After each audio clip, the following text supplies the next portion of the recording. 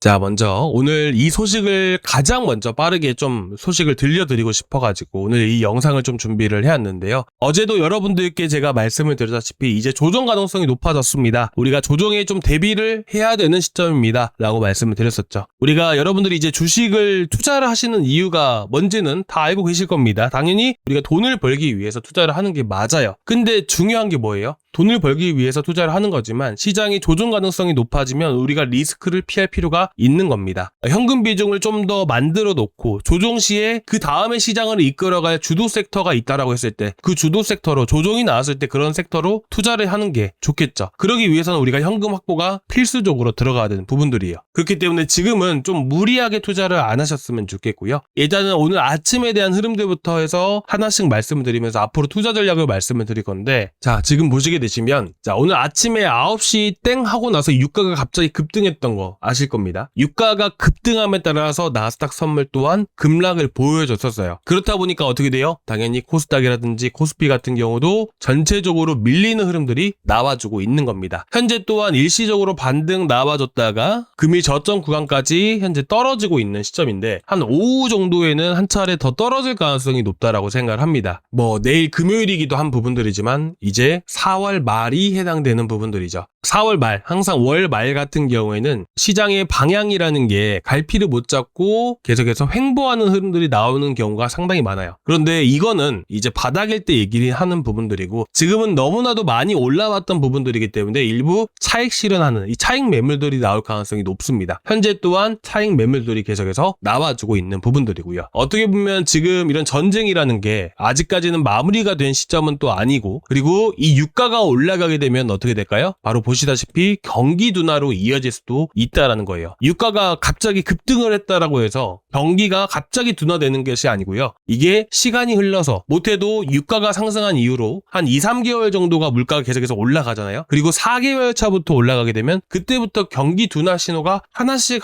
만들어지게 돼요. 그 경기 둔화 신호라는 게 어떻게 보면 약 6개월 정도 이렇게 모여서 이렇게 신호가 하나씩 만들어지는 부분들이기 때문에 지금 당장에서는 우려하지 않아도 될 부분들이지만, 지금 보시다시피 호르무즈 해협이 어쨌든 봉쇄가 된 상황 안에서 휴전이 연장이 된 부분들이긴 하지만 어쨌든 유가가 계속해서 상승 추세를 띠고 있는 부분들이기 때문에 물가의 부담이 될 수밖에 없는 거예요. 자, 그리고 지금 보시게 되시면 어떤가요? 자, 왼쪽에 크루드유랑 오른쪽에 브렌트유를 보시게 되시면, 자, 단기적으로 상승 추세로 전환되기 직전에 있는 상황입니다. 브렌트유 같은 경우도 현재 보시면 110달러 구간까지 올라왔을 때는 120달러 이상으로도 올라갈 수 있는, 자, 그런 단기적인 추세 자체가 만들어지고 있는 그런 상황들이에요. 그렇기 때문에 유가가 이렇게 올라갔을 때는 어떻게 된다라고 말씀을 드렸었나요? 물가가 올라갈 수밖에 없습니다 라고 말씀을 드렸었죠. 자, 물가가 올라가는 데 있어서 경기 둔화가 되는 이유가 뭐냐면, 대표적으로 예를 들어서 여러분들께 말씀을 드리면요, 우리가 지금 이 주유소에 가게 되면 뭐 지금은 1,900원대도 많이 보이지만 얼마 전까지만 하더라도 2,000원 넘어가는 경우가 상당히 많았습니다. 그렇죠? 근데 그런 식으로 이제 유가 자체가 경유 가격이라든지 뭐 휘발유 가격이라든지 이런 것들이 다 올라가게 되면 어떻게 돼요? 물류비에 이런 것들이 다 포함이 되다 보니까 소비자 가격에도 영향을 미칠 수밖에 없는 겁니다. 우리가 흔히 잘 먹던 이 치킨 가격이 2만원에서 갑자기 3만원이 되게 된다라고 했을 때, 2만원에서 갑자기 5만원이 된다라고 했을 때 치킨을 소비하는 소비자들이 늘어날까요? 아니면 줄어들까요? 가격이 2배만큼 뛰어버렸기 때문에 치킨 한 마리를 먹는데도 상당히 부담일 수밖에 없는 상황들이 만들어질 수밖에 없습니다. 자, 그렇기 때문에 쉽게 말하면 이제 일부분이긴 하지만 치킨 가격이 5만원을 뛰어버렸다 그러면 치킨집 매출액이 많이 줄어들 수밖에 없겠죠. 그러니까 이게 사회 전반적으로 다 나타난다라고 보시면 되십니다. 그렇기 때문에 물가가 올라간다는 것, 결국에는 소비 둔화로 이어지는 부분들이고, 소비 둔화로 이어졌을 때는 기업의 매출에도 저조하는 흐름들이 만들어질 수밖에 없다라는 것이죠. 자, 그렇게 되면 어떻게 돼요? 이런 것들이 다 하나씩 모여가지고 물가는 올라가는데 경기는 둔화되고 있다라는 부분들이 바로 스태그플레이션에 해당이 되는 것이에요. 그래서 유가가 다시 한 번 더 여기서 더 올라가잖아요. 그러면 스태그플레이션에 대한 우려감이 시장에 반영될 수밖에 없는 거예요. 그러면 앞으로 지금 어쨌든 신고가를 찍고 오늘 코스피가 많이 흘러내리고 있는데, 만약에 여기서 코스피 같은 경우는 6,300포인트 구간들 이탈하잖아요. 그럼 기본적으로 최소한의 못해도 한 2주 정도는 횡보할 가능성, 2주 정도는 좀 더 내려갈 가능성이 높다라고 생각을 합니다. 그래서 저 같은 경우에는 최고로 이제 한번 저점 어떻게 보면 현재 위치 안에서 추가적으로 급락이 나온다라고 했을 때는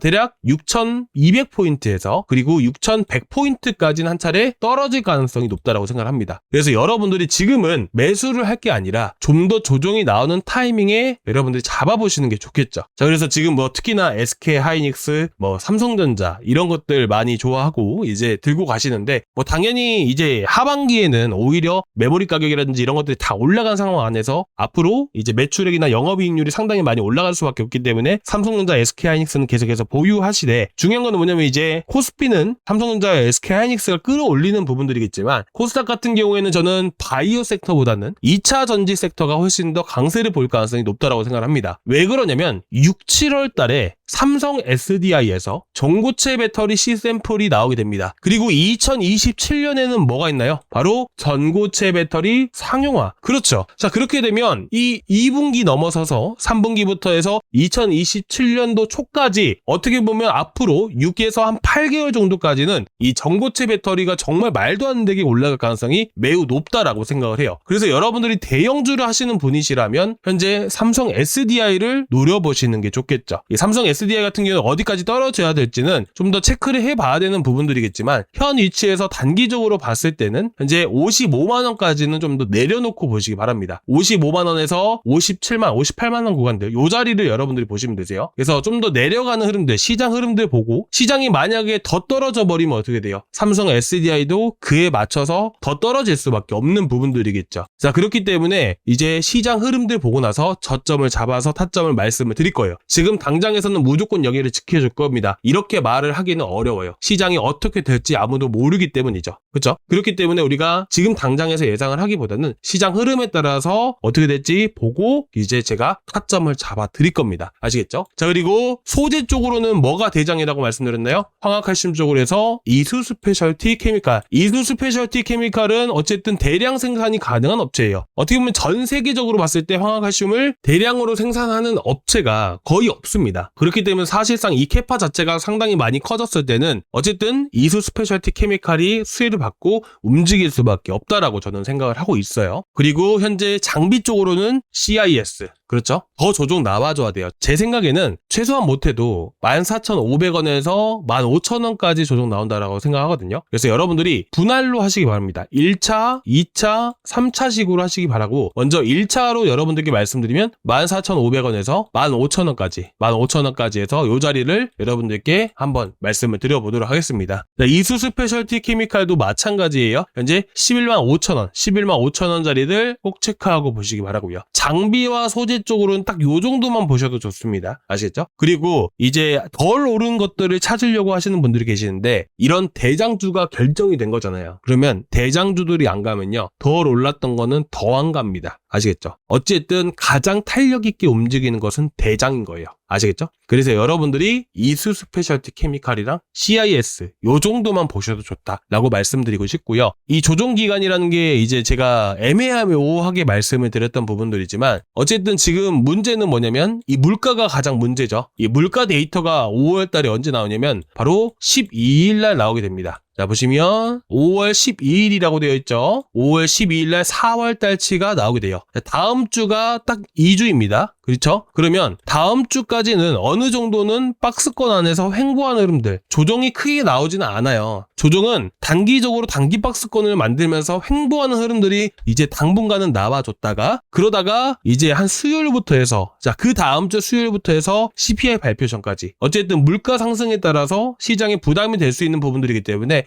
선반영이라는 게 오히려 그 전주 자, 5월 6일부터 해가지고 쭉 나올 가능성이 높아요. 그러면 우리는 일단은 단기적으로 다음 주까지는 박스권 횡보가 나온다 하더라도 여기서 우리가 들어가기보다는 좀 더 내려오는 시기가 어쨌든 5월 둘째 주에서 셋째 주 사이가 어쨌든 이 시기에 좀 더 시장이 조정이 더 크게 나올 수 있는 부분들이기 때문에 우리가 다음 주가 아니라 다다음 주에서 다다다음 주까지는 우리가 열어두고 보실 필요가 있습니다. 자, 물가가 어떻게 나와줘야 돼요? 물가가 둔화되는 흐름들이 나와줘야 되는데 현재 기대 인플레이션 수치를 봤을 때 5%면요 말도 안 되게 높아지는 겁니다. 아시겠죠? 정말 말도 안 되게 높아지는 거예요. 자, 그렇기 때문에 저는 이렇게 생각을 하고 있습니다. 지금 어쨌든 이거 반영되면 조정 크게 나올 수 있어요. 그래서 저는 솔직히 말해서 지금 여러분들이 시장 안 떨어질 것 같죠? 안 떨어지길 바랍니다, 저도. 근데 적어도 이 물가 데이터가 발표가 되었을 때 시장에 충격을 준다면 정말 크게 줄 수밖에 없다라고 저는 보고 있기 때문에 이 물가 데이터가 나올 때까지는 여러분들이 좀 더 지켜보시는 편이 좋지 않을까라는 생각이 들게 됩니다. 1월 달에 물가 상승률이 1.53%였어요. 근데 지금 보시면 몇 퍼센트예요? 5%예요.